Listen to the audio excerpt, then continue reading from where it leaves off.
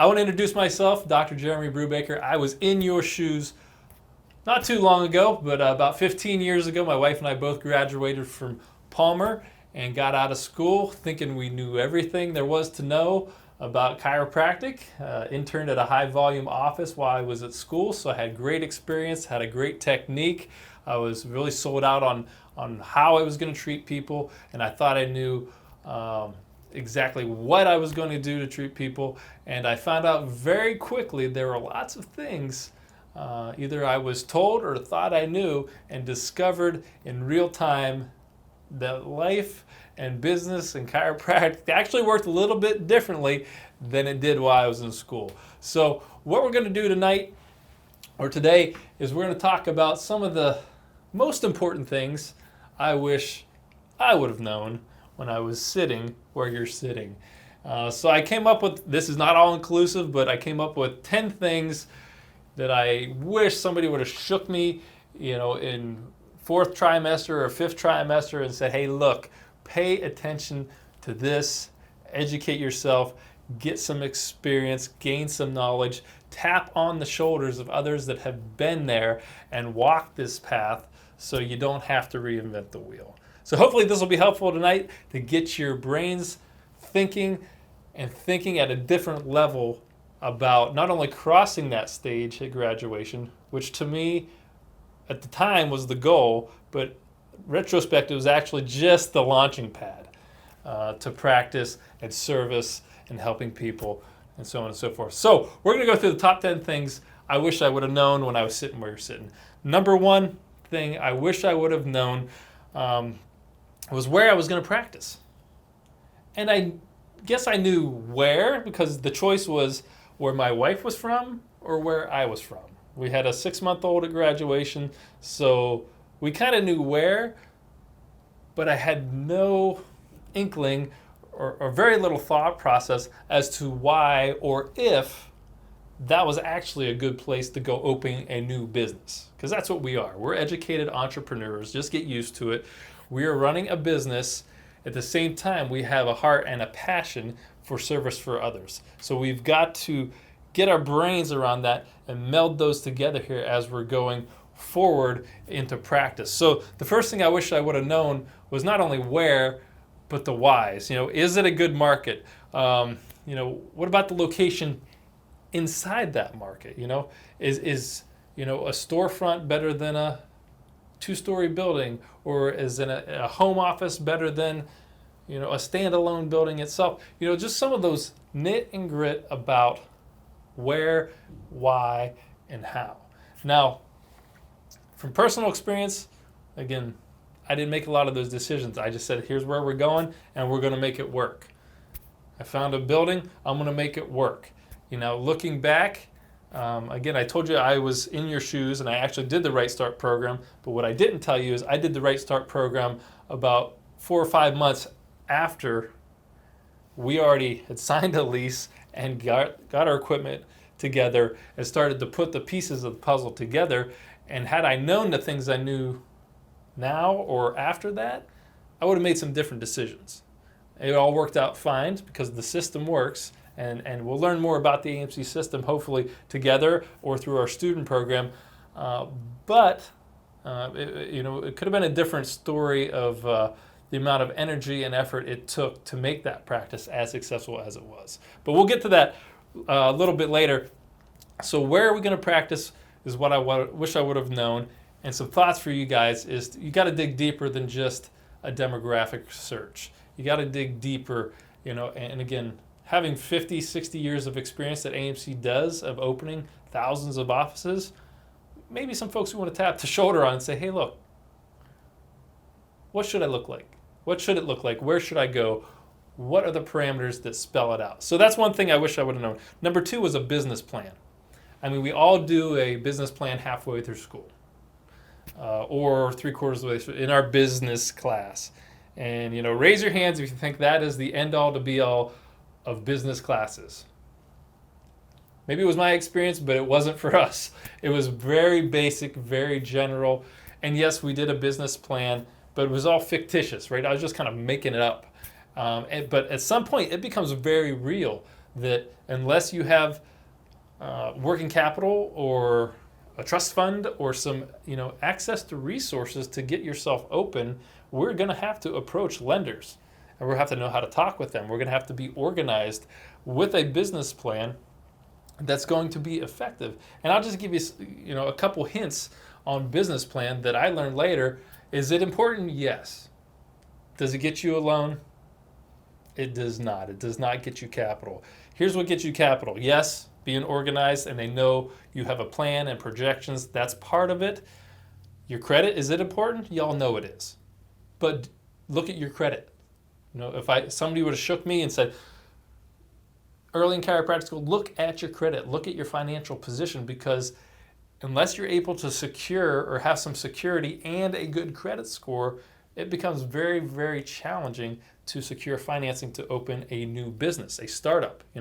Even going through the SBA, there's certain parameters that you need to have and capital you need to infuse into the project for this thing to get off the ground. So there's lots of little nuances. Again, wish I would have known sitting in your seat where you are today would have made our transition a whole lot smoother. I've been a whole lot more prepared had I started halfway through school instead of 4 or 5 months after graduation. And again, you've heard the old saying that time is money. Well, it's true, and it's even more true when it's real money.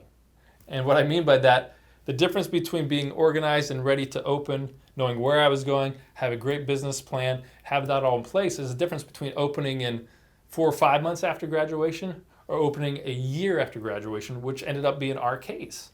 And that's a long year with a 6-month-old and a wife and a dog living at your parents' house again. So talk about a humbling moment. It was awesome. They were awesome, but not really it wasn't my plan, right? Cocky Gonstead guy coming out of school wasn't my plan to go back and live with my parents. Again, it all worked out, but it could have been different. So back to my list. So we've got, where am I going to practice? Is a business plan important? And the details that go along with that, and positioning ourselves to get financing and get working capital so we can actually get our doors open, get our equipment, build out a location. All those things come into play. Third thing I wish I would have known is, what kind of business structure? And some of you go, business structure? Well, are there different kinds of business structures? Some of you know, some of you don't. Well, I didn't, right? But there's sole proprietorship, there's limited liability corporations, companies, there's professional limited liability companies, there are subchapter S corporations, there's C corporations, and there's a myriad of variables in each one of those. So which is better, and which is more tax advantageous, which is a word you got to get used to in school, depending if we've had second careers or this is going to be our first career and we've never paid taxes before. That is going to happen. So that's another thing I wish I would have known, especially year one, is that the tax man cometh, kind of like student loans. Student loan man is coming 6 years after or 6 months after graduation for you. It just is. So the more you're prepared, the more you know, the better. So back to business entities, is there a better, entity to incorporate us as a chiropractor? And there is. And certain states have different limitations. But it's going to point you to a certain type of tax structure that makes sense for a company. So there's, again, earned income, there's passive income, there's expenses. And again, I wish I would have known how to organize those better, especially year one when my CPA, my tax guy came to me and said, oh, I didn't expect you to do so well your first year. By the way, you owe Uncle Sam $30,000 and is due by Friday. Not great, wasn't fun.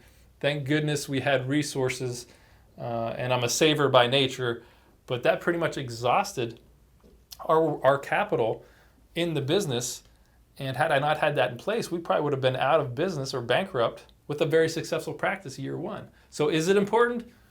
It's important.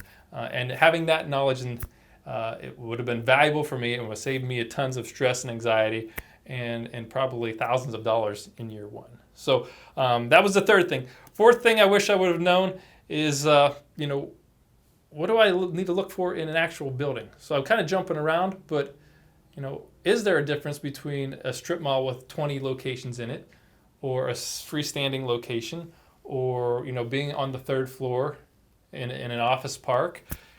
There's a difference, and I really didn't have a good grasp of that. I mean, we lucked out in a freestanding building with a parking lot. So I'll give you a clue. I mean, that's ideal, right? Good parking, good accessibility, a freestanding building is ideal. Now, is that a reality in a lot of markets and locations? It's not. So, you start with ideal, and then you go to, okay, what is next best, and right down the line.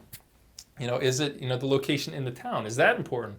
Well, we all know it shouldn't be across the railroad tracks, right? In the part of town that's rough. I mean, that's just true. So that's not where we're going to put our location. At the same token, does it need to be, right in the same strip as Walmart or, the high retail, areas of town? Does it need to be there? And I'll clue you in here as well. It doesn't. Because again, when you're in those locations, you're going to be paying retail prices. Again, and overhead will become a reality whenever you're in business, whenever you're opening a business. Overhead starts very quickly, and the more we can mitigate and make sense of that and keep that at a reasonable level, the better, the less pressure you have with your profit margins, and the more successful the business is going to be.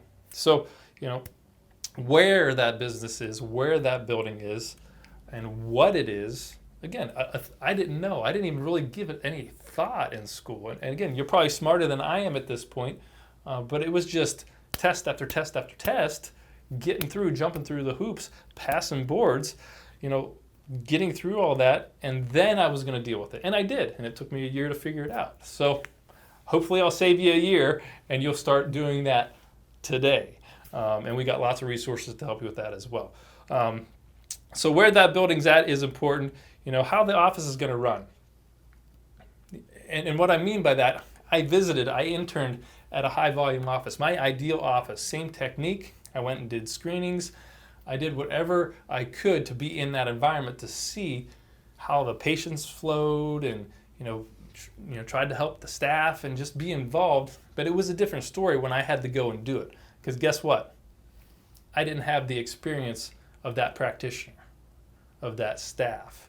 The years that it took to refine that practice. I was just watching, this is easy. I can do this. I can walk out of school tomorrow. And I found out very quickly, 4 months into doing it, that we couldn't reproduce it. I didn't have that depth of knowledge on my own. So I will encourage you as well, just consider that, because it's more than just seeing patients, right? You're getting a taste of it probably in either the student clinic or the outpatient clinic at school, or if you're doing a peak program or a preceptorship your last quarter at school, you're going to get some experience. But keep in mind, it looks a whole lot easier than it actually is. And again, you can come back and tell me as you're opening your office if I was right. But I know that was our experience, and I found it to be true. So how it was going to run, and even down to training staff. What was staff going to say? And did I know that was what they should say on the phone, or communicating with patients, or talking insurance, or intake forms, or just how to handle the details? And let me ask you, do details matter? They do. How many of you have ever been to any business, let's say a restaurant, where you go in and the service was okay, the food was decent, but you walked out of that place and you said, I don't think I'm ever going back. And you couldn't put your finger on why.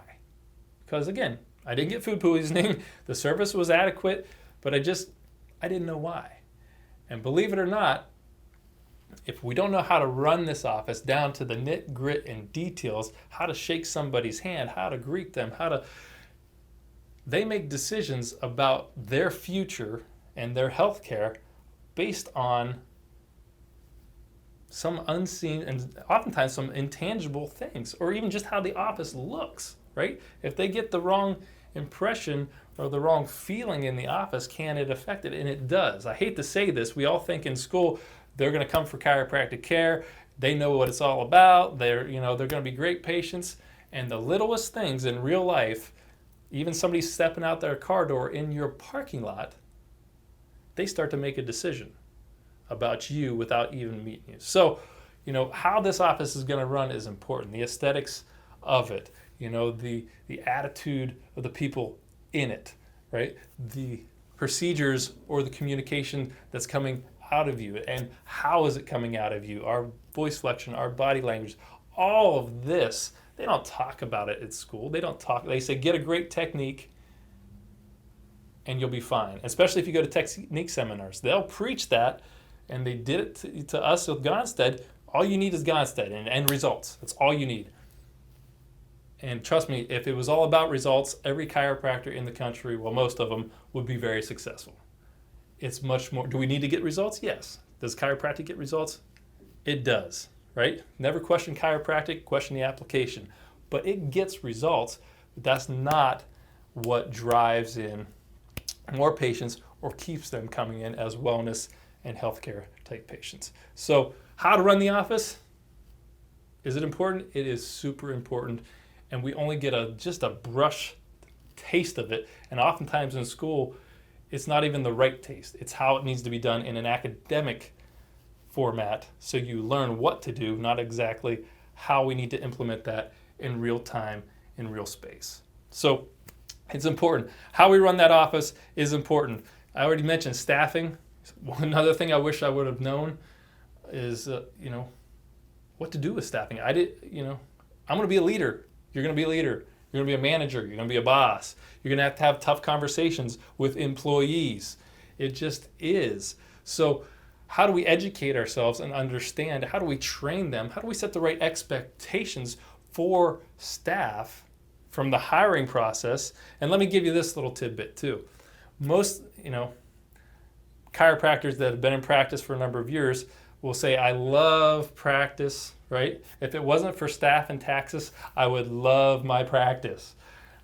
There's some truth to that, because the most headaches that people have deal with staff, but most of the time it's normally us as the leaders that have created this. So not only what we're going to train staff to do, what procedures they're going to utilize to not only bring new patients into the office, but generate referrals, encourage wellness and maintenance, and as well as managing collections and the services. And if we're dealing insurance or if we're dealing in private pay, we need to train them of what they need to do. Medicare is a whole different story, right? They need to understand, and they're going to look to you and me as the leaders to know this. So staffing was a huge one I wish I would have paid attention to, because it's not a glamorous one. It's not one that you even think about going, well, how am I going to manage a staff?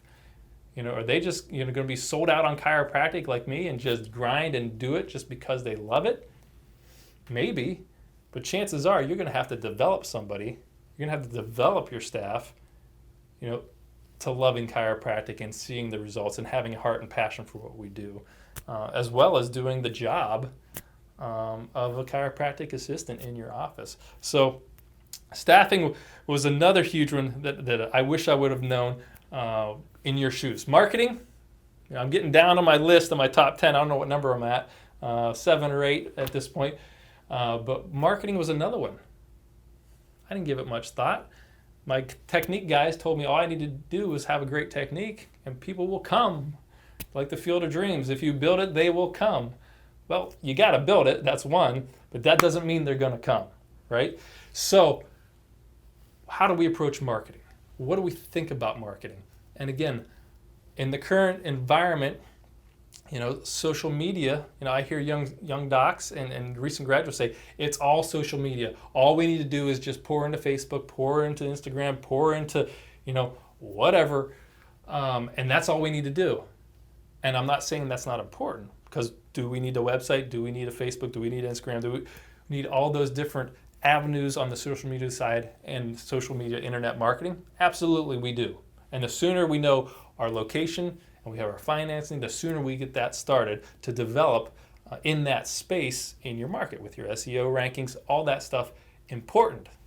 However, I wish I would have known I'm in the people business.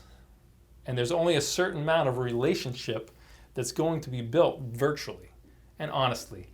I mean, ask yourself, how much do you trust that you read and you experience on the internet or social sites? How much do you trust, honestly? Because what do you see? You see the best, everybody's best face is put on there, and you never see anything else. So the trust level on that, is it a marketing tool? Absolutely. We got great programs and guys that can figure out the algorithms for Facebook and how to market that effectively. But it's never going to get any better than face-to-face communication. That's why I wish I was in person with you right now, because you're only going to get so much from me on this recording. But if I was there in person, it makes a difference. And that's part of Marketing 101. They used to call it guerrilla marketing. I'm sure there's another name for it now.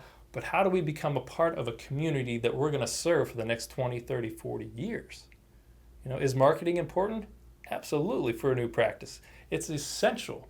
And a principle, you can remember this one: you market to grow, you refer to maintain. AMC, we are awesome at building a self-sustaining referral-based practice with low stress. That's what we're all about. But we have to do marketing in a new practice. And again, we want to continue to grow. We've got to get very good at different forms of marketing. So again, I don't want to get too deep into that, but it's things I wish I would have known and had the tools and the procedures to do that effectively, where I didn't have to just make it up as I went. And thank goodness I found AMC 4 or 5 months into doing all that, and I was able to do it very effectively. So we're down the line. Marketing is another big one. It's a concern for y'all. It's a concern for us opening practices. But there's a clear pathway of how to do that properly. And for instance, a couple great young doctors that are opening up at the time of this recording in the next 2 weeks, they have over 138 new patients on their books. And that may not mean anything to you at this moment, but that's powerful. How did they do that? Well, they did that by following a path. He sent me a text earlier today. They booked 38 new patients onto their books today from one event. So screenings, talks, networking, teacher events. I mean, we have tools to make that happen, so we have an explosive opening. So marketing, wish I would have known. Insurance is another big one. We all don't get trained on insurance companies. And to be honest with you, the training that you had 6 months ago, you need new training today, because the rules, the agreements, the way insurance companies operate is constantly a moving target. And I include Medicare, Medicaid into that equation. And things I wish I would have known so I could make it a more informed decision is, is it better to start as a private pay office?